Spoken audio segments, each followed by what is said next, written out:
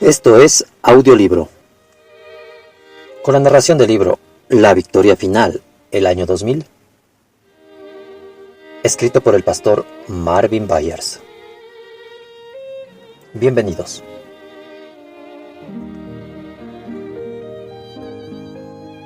Episodio 15. Capítulo 14. Apocalipsis 4:1.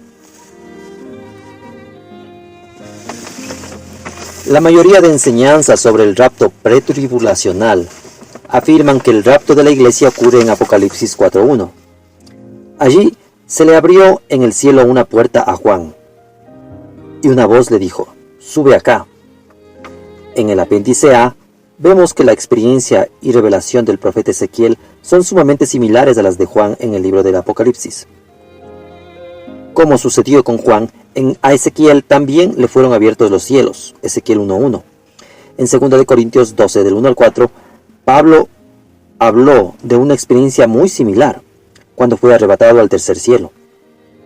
No existe razón para concluir que la experiencia de Juan tipifique el rapto más que las de Ezequiel y la de Pablo. A pesar de eso, se dan varias razones para apoyar la creencia que Apocalipsis 4:1 revela el rapto. El propósito de este libro no es burlarse o exponer a otros, sino descubrir la verdad y exaltar al Señor Jesucristo por amor a su cuerpo. Por tanto, veamos honestamente las razones que se dan para probar que el rapto ocurre en Apocalipsis 4:1. Considerémoslas con un corazón humilde, pues sabemos que sin importar lo que Dios le haya mostrado a cualquiera de nosotros, nuestro conocimiento y entendimiento son sumamente limitados. 1 Corintios 8:2. Cada razón aparece enumeradas y en negrillas. Razón número 1. Un cambio en la actitud de Dios hacia la humanidad.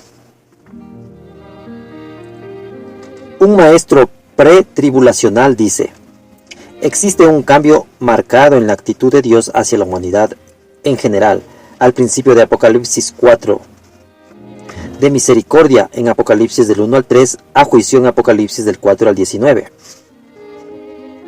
Nota: refiérase a la nota que se le pone en el video de este audiolibro. Al leer cuidadosamente ambas secciones de el Apocalipsis, vemos que Dios revela misericordia y juicio en ambas secciones.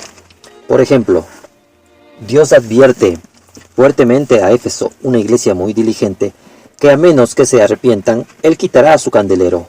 Apocalipsis 2:5. Luego,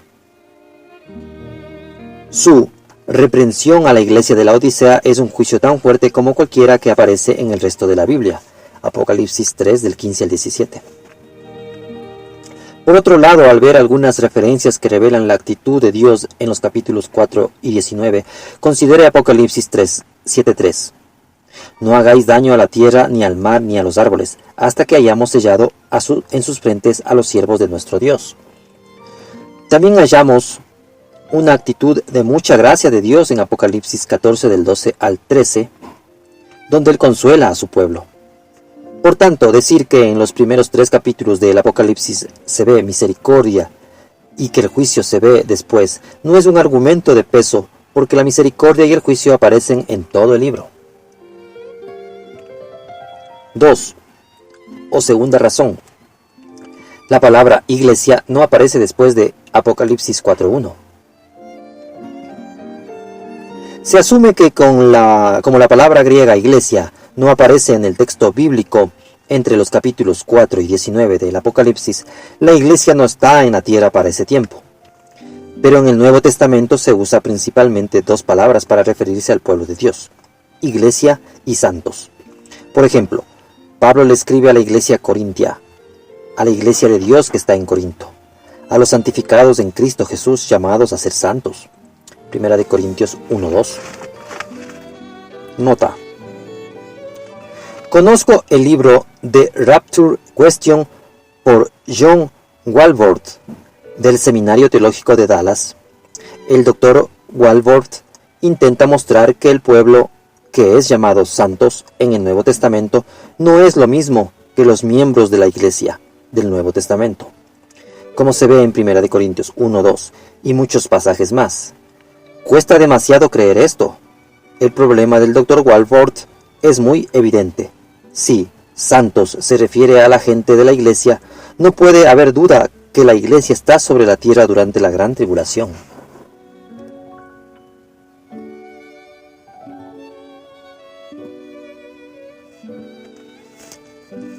Ambos términos se usan más de 50 veces en Apocalipsis 4 y 19. La palabra santos aparece 11 veces claramente. Estos están sobre la tierra, no en el cielo.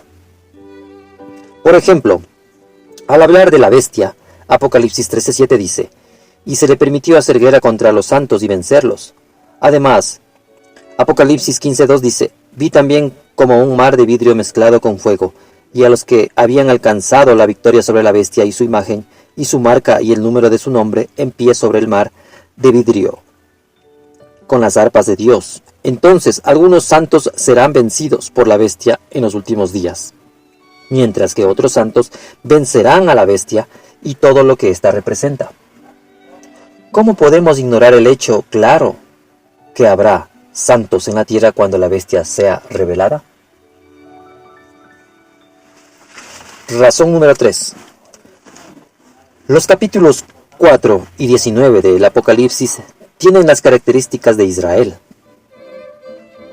Algunos aseveran que en los capítulos 4 al 19 vemos muchas referencias al Antiguo Testamento, así como ideas, expresiones y conceptos que involucran a Israel natural y no a la Iglesia.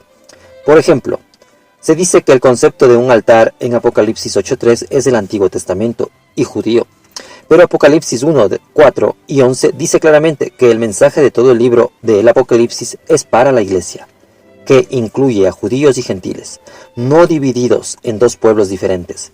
En ninguna parte aparece que Dios haya dirigido siquiera una parte del mensaje del Apocalipsis a Israel natural, mucho menos 16 de los 22 capítulos.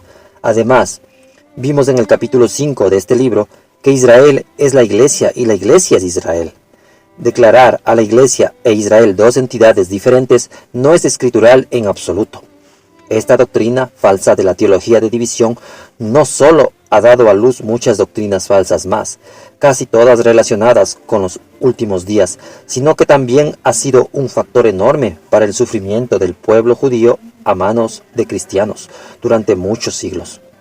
Además, ya vimos que la supuesta Iglesia gentil no llegará al cielo por medio de una resurrección y un rapto, sino hasta que sea dada la vida de resurrección con la restauración de Israel natural. Romanos 11:15. En aquel día, las palabras de Jesús, la salvación viene de los judíos, Juan 4:22, bien podrían adquirir un significado nuevo y más profundo. También vimos cómo toda jota y tilde del Antiguo Testamento se cumplirá en el Nuevo Testamento, Mateo 5:18. En el Apocalipsis no hay nada nuevo. El Nuevo Testamento, que incluye el Apocalipsis, está basado en los conceptos y sombras del Antiguo Testamento. El Apocalipsis es una repetición del principio y de todo lo que revela Israel, nuestra parábola, en el Antiguo Testamento. El Nuevo Testamento está lleno de conceptos y tipos judíos. Esto no debiera parecernos extraño en absoluto, ya que fue escrito por judíos. Si al lector o al oyente le parece que Apocalipsis capítulos 4 al 19 suena judío, lea el libro de Hebreos. Este libro fue escrito para ayudar a los creyentes judíos a hacer la transición de la edad del Antiguo Testamento a la edad del Nuevo Testamento. Como hemos visto, el escritor de Hebreos muestra que todos los aspectos naturales del Antiguo Testamento hallan un aspecto espiritual similar en el Nuevo Testamento. Por esta razón, él dice que tenemos un altar, un sacerdocio, un tabernáculo, sacrificios y una ley. El mismo Nuevo Testamento dice que el templo de Cristo en el Nuevo Testamento es la Iglesia. Así que debemos esperar que las verdades relativas de la Iglesia estén llenas de simbolismos del templo del Antiguo Testamento. Esto concuerda con la doctrina de Pablo en Colosenses 2 del 16 al 17. Allí, él explica que las cosas que aparecen en el Antiguo Testamento eran sombra de las cosas que vendrán en la edad de la Iglesia, no eran cosas que descartar. Estas cosas en el Antiguo Testamento eran naturales y terrenales, pero las muestras son espirituales y celestiales.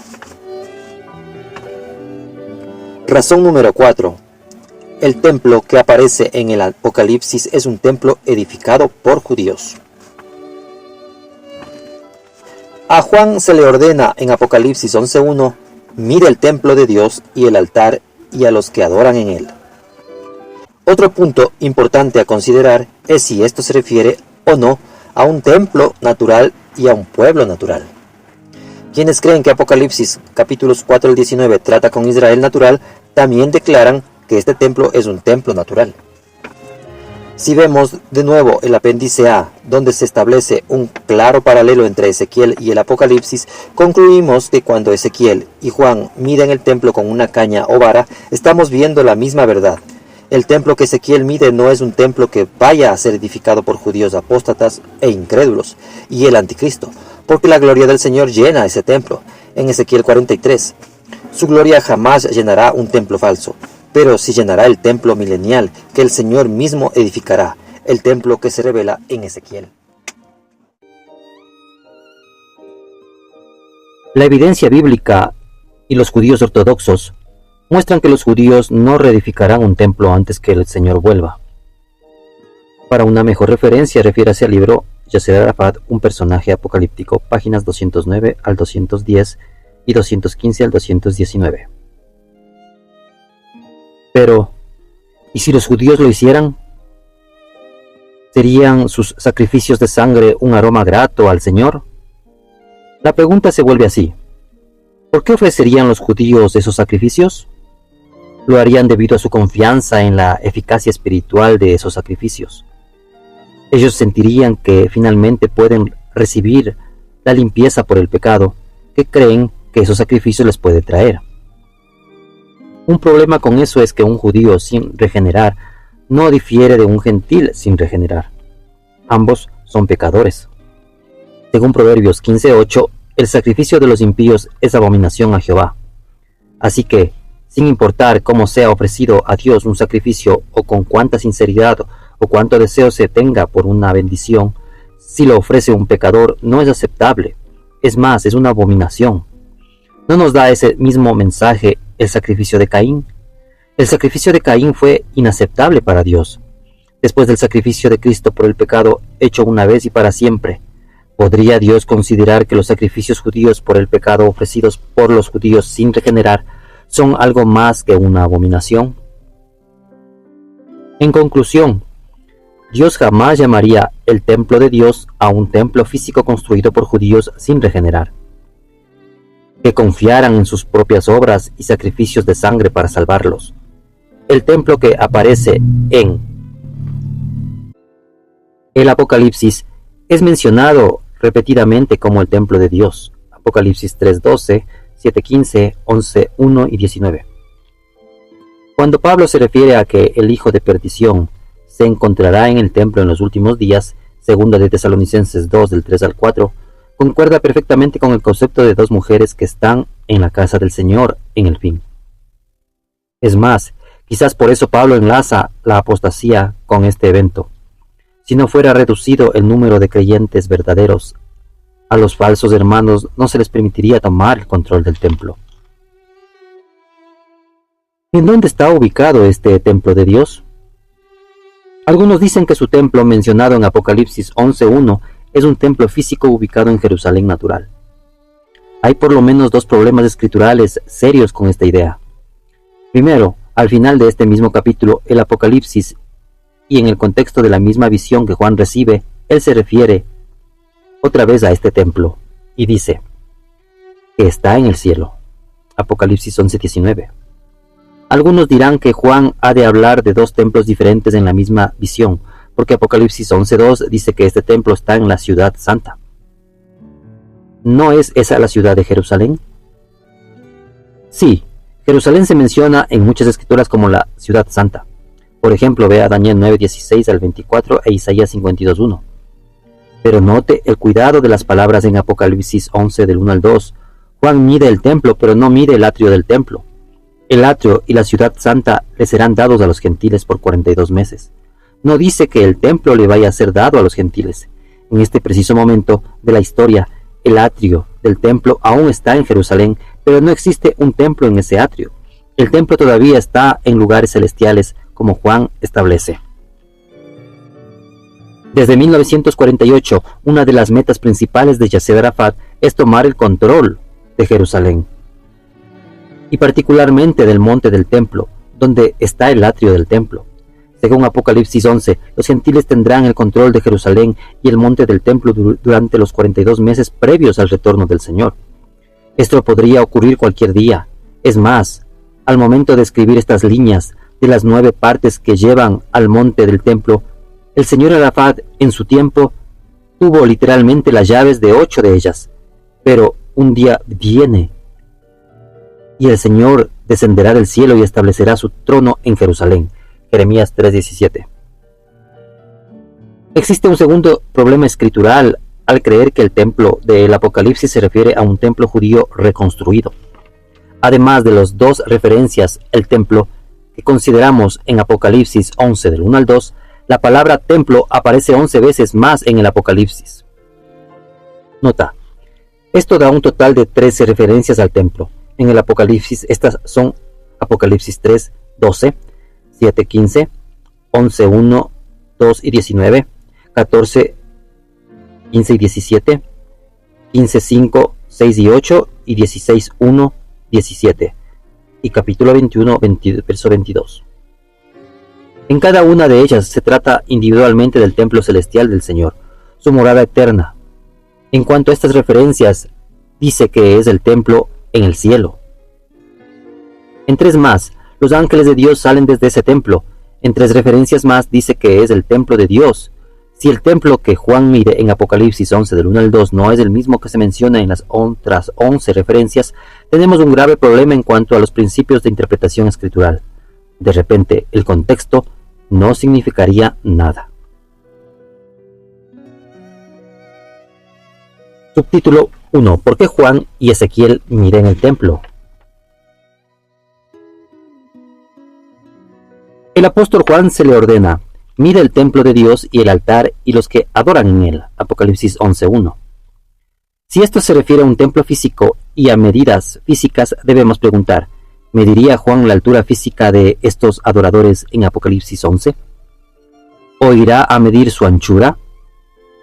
Muchos de nosotros definitivamente esperamos que no, porque nuestra anchura está alcanzando rápidamente a nuestra altura.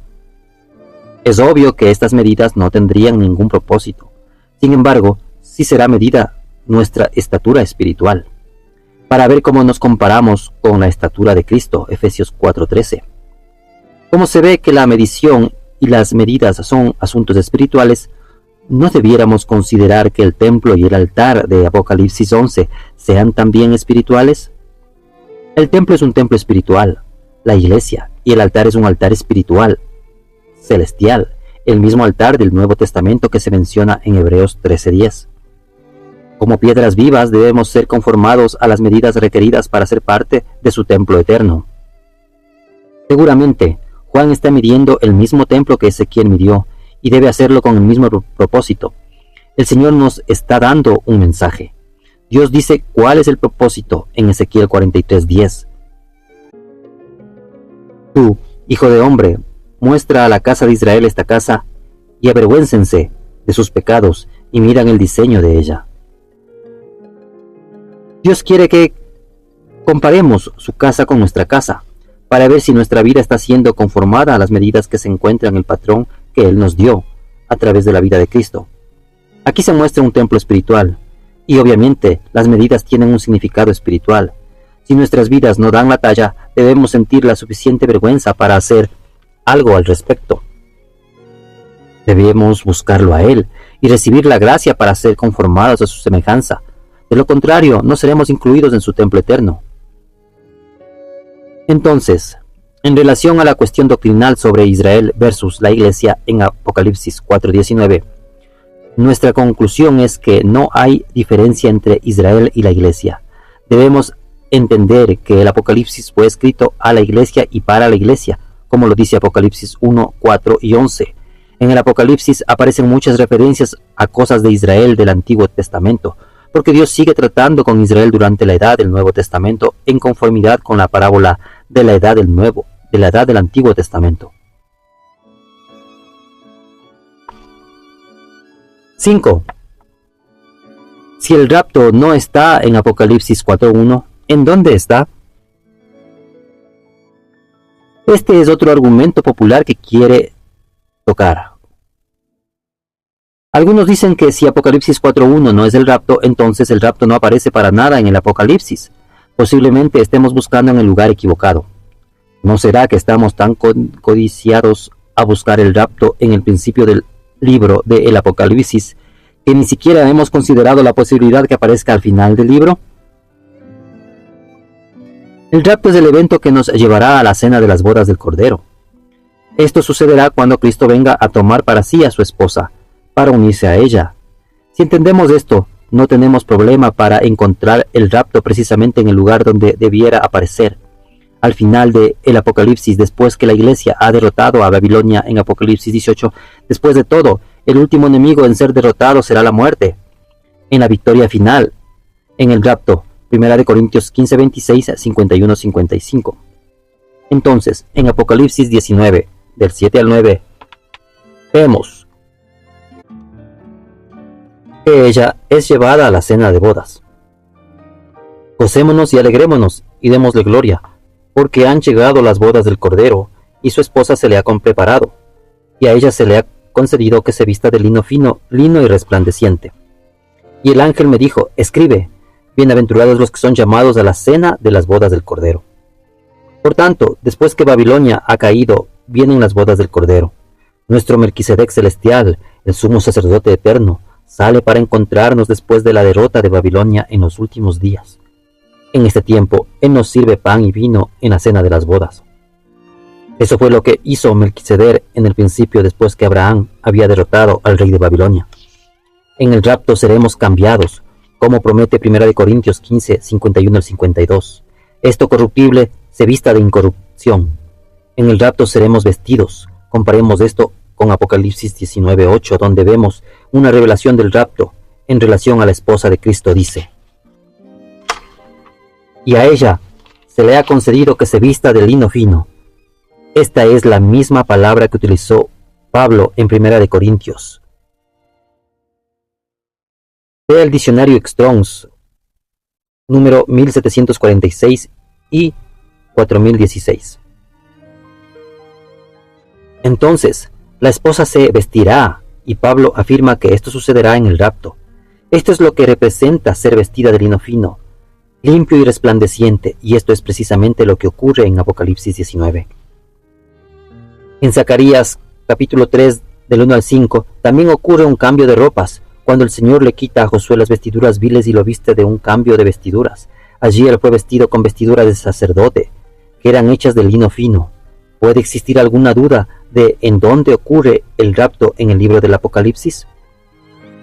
Ocurre cuando las vestiduras viles de la esposa, contaminadas por la carne, o la corrupción de la carne, le son quitadas y le dan vestiduras de lino fino de su sacerdocio eterno, justo a tiempo para su día de bodas en la victoria final. Nota: Judas 1:23 dice que nuestra ropa está contaminada por su carne. Gálatas 6:8 dice que el que siembra a la carne segará corrupción. Así que la corrupción o inmundicia de nuestras ropas es causada por las obras carnales y por sembrar en la carne. Por esta corrupción es la misma palabra griega que Pablo usa en 1 Corintios 15 del 50 al 53. Diccionario griego Strong's, número 53-56. Entonces, Pablo dice que en el rapto nos quitaremos de esa ropa manchada y corrupta y nos pondremos lino fino.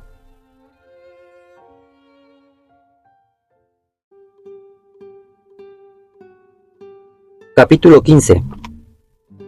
La evidencia de un rapto pretribulacional. No sería justo con los maestros o estudiantes de un rapto pretribulacional que concluyamos este tema sin examinar al menos los puntos más fuertes que algunos usan como evidencia que el rapto ocurre antes de la gran tribulación. En este libro, el espacio no permite presentar todos los puntos que se usan para respaldar un rapto pretribulacional. Sin embargo, en este capítulo intentaremos presentar breve, pero sinceramente, los razonamientos más fuertes que usan quienes sustentan esta doctrina. En los últimos 20 años he tenido el privilegio de impartir seminarios para pastores y líderes de muchas denominaciones evangélicas. Cada vez que el tema de un seminario ha sido sobre los últimos días, he presentado los argumentos más fuertes para un rapto pretribulacional y para uno post-tribulacional. Después, usualmente animo a los asistentes a que participen y presenten cualquier razón espiritual que apoye cualquiera de los lados y que sean más convincente que lo que yo presenté. Por esos seminarios y por libros de estudio he conocido los argumentos más fuertes que se presentan a favor de un rapto pretribulacional y los menciono aquí. Antes de presentar dichos argumentos, este sería un buen tiempo para recordar lo que consideramos en el capítulo 10, al principio de la discusión de cuándo ocurrirá el rapto. La iglesia podría ser fácilmente engañada si, en efecto, la gran tribulación no es a nivel mundial, como hemos pensado y fuimos enseñados. Cuán fácilmente la venida del Señor nos podría sorprender inadvertidamente si esperamos una gran tribulación a nivel mundial, y nunca ocurre. Quizás nuestro argumento sobre cuándo ocurrirá el rapto ha provocado, en cierto sentido, un huracán en una tetera. Mucho ruido para nada. Por otro lado, como Jesús enseña que sí habrá una gran tribulación en Judea, debiéramos entender que el rapto de la iglesia y la venida del Señor ocurrirán justo después de este tiempo, y no antes. Según las palabras de Jesús, Jerusalén será desolada durante los últimos días, en un tiempo futuro, cuando se cumplan todos el mensaje profético, Lucas 21 del 20 al 25. Nota: muchos aplican este pasaje a la destrucción de Jerusalén por parte de Tito, en el año 70, pero el Señor da demasiados detalles sobre el tiempo del fin como para aceptar esta venturosa idea. Por ejemplo, la desolación de Jerusalén ocurrirá en un tiempo cuando se cumplan todas las cosas que están escritas. Verso 22. El mensaje total de la palabra escrita no había sido cumplido en el tiempo de Tito. En este pasaje Jesús viene en las nubes. Definitivamente esto es algo del fin. Además, Jesús dice que Jerusalén será hollada o dominada por los gentiles hasta que se cumplan los tiempos de los gentiles. Verso 24. Desde 1967, Jerusalén ha estado bajo el dominio de Israel, pero Apocalipsis 11.2 muestra que estará de nuevo bajo los gentiles, otra vez en el fin. Quedará bajo los gentiles hasta que el Señor venga y termine con el gobierno gentil sobre la tierra. Finalmente, los versos 21 al 23 son casi idénticos a lo que Jesús dijo que sucederá después de la abominación desoladora. En Mateo 24 del 15 al 21, este evento ocurre en los últimos días. Ninguna de estas cosas tuvo que ver con Tito, por tanto es muy difícil aplicar este pasaje a lo que ocurre en su época. Continuamos. Luego, él exhorta: cuando estas cosas comiencen a suceder, erguíos y levantad vuestras cabezas, porque vuestra redención está cerca. Lucas 21 al 28. La desolación de Israel a manos del mundo islámico está a las puertas en este mismo instante. Si sabemos que la gran tribulación afectará directamente a Israel y resultará en que el periodo de Israel sea totalmente destrozado, Daniel 12:7, y si sabemos que la iglesia estará aquí para este tiempo, es más probable que entendamos la relevancia de los eventos en el Medio Oriente y cómo nos afectarán. Es seguro que la tribulación de Israel sí vendrá, pero ¿reconocemos su relevancia para el tiempo del fin? Primera de Tesalonicenses 5:9. No nos ha puesto Dios para ira. Uno de los supuestos textos prueba de un rapto pretribulacional en 1 de Tesalonicenses 5:9 dice: porque no nos ha puesto Dios para ira, sino para alcanzar salvación por medio de nuestro Señor Jesucristo. El argumento a favor de un rapto pretribulacional se basa en la suposición que la ira mencionada se refiere a la gran tribulación. Sabemos que la ira de Dios se manifiesta en los últimos días, según Apocalipsis 15:1. Pero también sabemos que el infierno es una manifestación aún mayor de la ira de Dios contra la impiedad. Entonces, ¿qué es lo que este verso está diciendo? Aquí Pablo le presenta dos opciones a la humanidad: obtener salvación o enfrentar la ira. Pero si esa ira se refiere a la ira de la gran tribulación, surge una pregunta. A la luz de las dos opciones claras que se presenta, ¿será lógico decir que si una persona no obtiene salvación, enfrentará la otra opción que este verso presenta, la gran tribulación? Si esa ira se refiere a la gran tribulación, entonces toda persona en toda la historia que no obtuvo salvación deberá volver a la tierra para enfrentar la gran tribulación. Si nuestras opciones son salvación o ira, sabemos que esta idea no es lógica, así que debemos concluir que aquí ira es algo aparte de la gran tribulación. ¿A qué podría referirse ira aquí?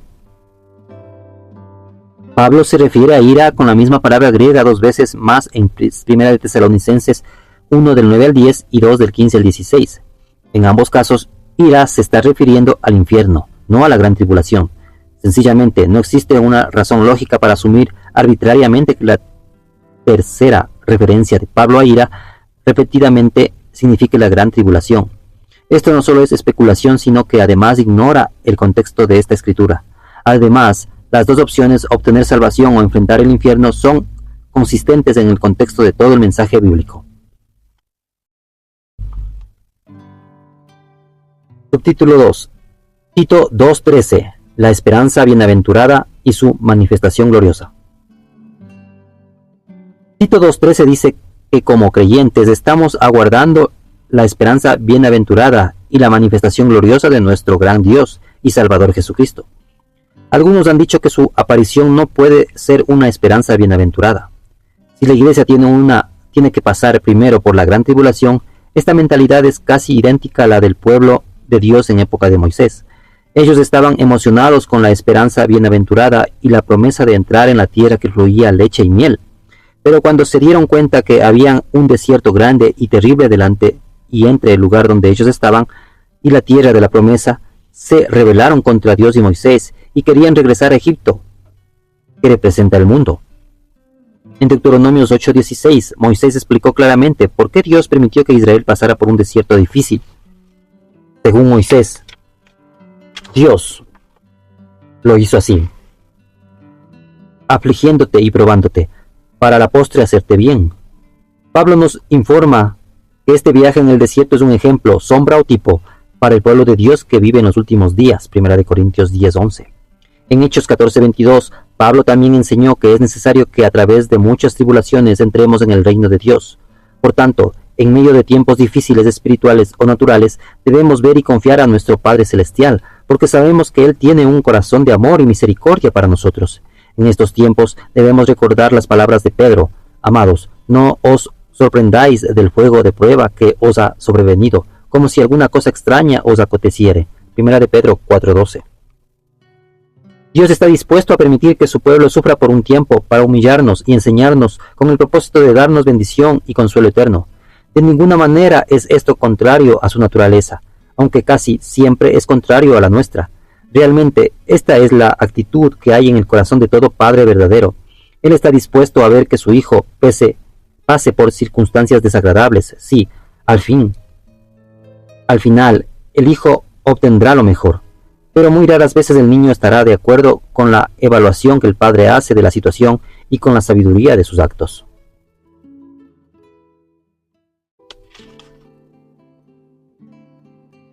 Subtítulo 3. Lucas 21:36. Velad que seáis tenidos por dignos. Muchos también usan este como un texto para prueba un rapto pretribulacional.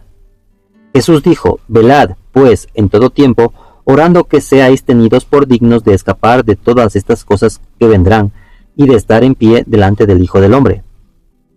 Estoy totalmente de acuerdo en que el contexto aquí es indudablemente sobre los últimos días. Sin embargo, el hecho que a una persona se le permita escapar de todas estas cosas no es prueba que la persona esté en el cielo para hacerlo.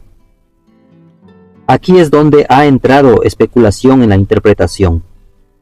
Noé escapó, y él es una revelación clara sobre los últimos tiempos, según la enseñanza de Cristo. Él fue totalmente salvo. Aunque estuvo sobre la tierra durante todo el tiempo de juicio.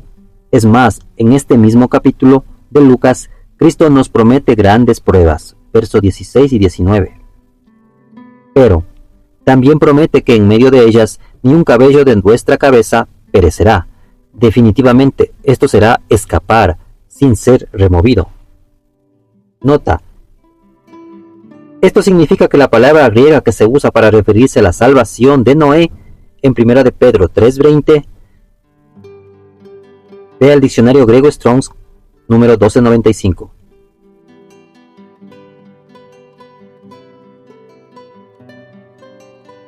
Subtítulo 4. Dios jamás permitirá que su esposa sufriera. Esta declaración se oye a menudo, aunque a veces se exprese de una manera mucho más emotiva. El Señor no va a regresar por una esposa maltrecha. Pablo dice que la mujer a la que se refiere Isaías 54:1 es la Jerusalén celestial, madre de todos nosotros, Gálatas 4:26, por Apocalipsis 21:2. Sabemos que la Jerusalén celestial es la esposa de Cristo. Al leer más adelante en Isaías 54 descubrimos unos detalles más en cuanto a lo que sucederá con esta mujer en los últimos días. El contexto deja claro que aquí él habla de su esposa, la iglesia, porque el verso 5 dice: tu marido es tu hacedor. Luego en el verso 7 él le dice a ella: por un breve momento te abandoné, pero te recogeré con grandes misericordias. En caso de que no hayamos entendido a qué tiempo de la historia se refiere este pasaje, él explica en el verso 9: porque esto me será como en los días de Noé, cuando juré que nunca más las aguas de Noé pasarán sobre la tierra, así he jurado que no me enojaré contra ti ni te reñiré. Ya que Cristo enseñó que los últimos días serán como los días de Noé, el contexto es claro. Al igual que Pablo, Isaías también reveló el difícil viaje por el desierto que le espera al pueblo de Dios en el fin. Además de las batallas espirituales para la iglesia, esto ciertamente incluye las calamidades naturales que Israel natural enfrentan en el Medio Oriente. Calamidades diseñadas para llevar al remanente del Señor a una relación eterna de amor con Él. Si creemos que el Señor jamás trataría severamente con su esposa, eso podría ser un indicio que en nuestros corazones está la actitud de la iglesia de Laodicea. Esta iglesia declara que es rica y que no necesita nada. En vez de ser pobre en espíritu, tiende a ver cuán bien está espiritualmente. ¿Cuál es nuestra actitud de corazón? Los pobres en espíritu ven su propia necesidad de más gracia y misericordia del Señor. Si tan solo pudiéramos ver que estamos vestidos con harapos inmundos, en vez de vestiduras de boda, entenderíamos que el Señor tendrá que hacer algo para despertar y preparar a la esposa a quien Él tanto ama.